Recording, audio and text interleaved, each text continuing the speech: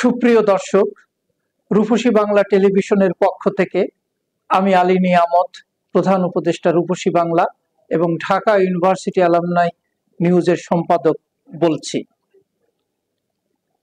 সম্প্রতি বাংলাদেশে যে শিক্ষার্থী জনতার বিপ্লব ঘটেছে 5ই আগস্ট, সে প্রেক্ষাপটে অন্তর্বর্তীকালীন সরকার প্রতিষ্ঠিত হয়েছে এবং দেশ বিদেশে ইতিমধ্যেই গ্রহণযোগ্যতা পেয়েছে।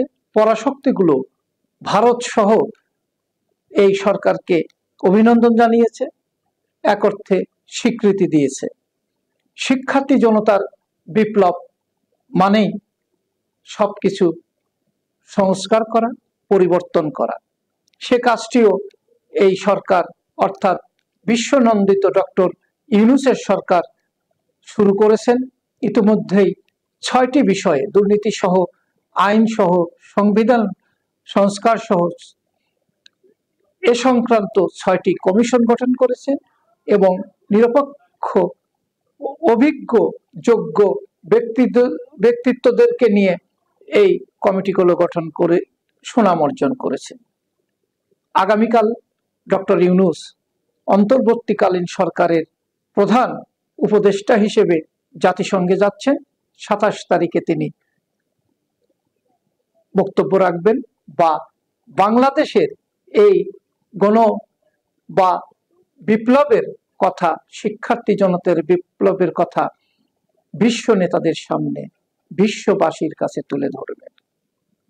আমি গতকালই জাতিসংঘের মহাসচিবের কাছে এক খোলা চিঠিতে বলেছি, যেহেতু মাননীয় মহাসচিব আপনি বাংলাদেশের এই শিক্ষার্থী জনতার বিপ্লবকে শুরু থেকেই সমর্থন দিয়ে আসছেন, এমনকি এই সরকার গঠিত হওয়ার পর এই বিপ্লবে হাজার হাজার শিক্ষার্থী জনতা নিহত হয়েছেন, আহত হয়েছেন, সুষ্ঠু তদন্তের মাধ্যমে বিচারের আশ্বাস দিয়েছিলেন এবং তদন্ত টিম পাঠিয়েছেন যা সক্রিয় আছে।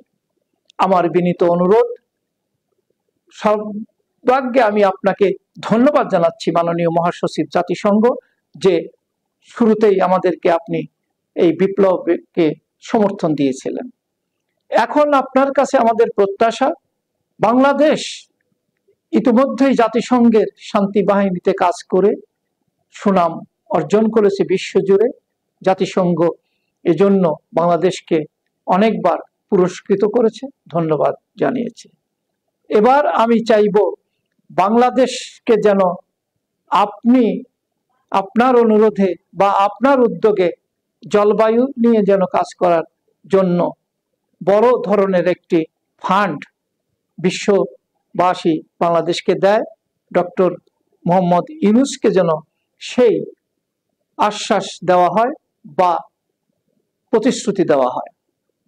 আরেকটি বিষয়ে আমি কথা বলতে চাই, বাংলাদেশের যে 4 কোটি শিক্ষার্থী তরুণ এই বিপ্লব ঘটিয়েছে জনতাকে সাথে নিয়ে, এই 4 কোটি শিক্ষার্থীকে জাতিসংঘের ইউনেস্কোর গ্লোবাল সিটিজেন এডুকেশনের আওতায় এনে, অর্থাৎ বিশ্ব নাগরিক হওয়ার জন্য জাতিসংঘের মাধ্যমে, প্রকল্পের মাধ্যমে প্রশিক্ষণ দেওয়ার যদি ব্যবস্থা করা হয় এবং এই 4 কোটি শিক্ষার্থী তরুণকে যদি দেশে এবং দেশের বাইরে বিভিন্ন দেশে, জাতিসংঘের 199টি দেশের যে কোনো দেশে কাজে লাগানো যায়, সেই উপযোগী করে গড়ে তোলার জন্য যদি একটি বড় ধরনের প্রকল্প দেওয়ার প্রতিশ্রুতি আপনি দেন বিশ্ববরেণ্য ডক্টর ইউনূসকে, অর্থাৎ বাংলাদেশের অন্তর্বর্তীকালীন সরকারের প্রধানকে, তাহলে বাংলাদেশ সেইভাবেই ঘুরে দাঁড়াতে পারবে।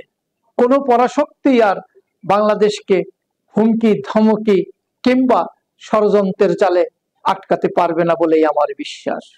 4 কোটি তরুণ যদি দেশের স্বার্থ রক্ষার জন্য, সার্বভৌমত্ব রক্ষার জন্য অতন্ত্র প্রহরী হিসেবে কাজ করে, যারা বিপ্লব ঘটাতে সমর্থ হয়েছে, তারা বাংলাদেশকেও রক্ষা করতে পারবে, বাংলাদেশের জনগণকেও রক্ষা করতে পারবে। বাংলাদেশের মাটিতে কোনো পরাশক্তি বা বিদেশি শক্তি যাতে হামলা করার সাহস না পায়, সেভাবেই তারা নিজেদেরকে গড়ে তুলতে পারবে যদি জাতিসংঘ পাশে থাকে। আজ এটুকু বলেই আমি শেষ করছি। আল্লাহ আমাদের সহায় হন।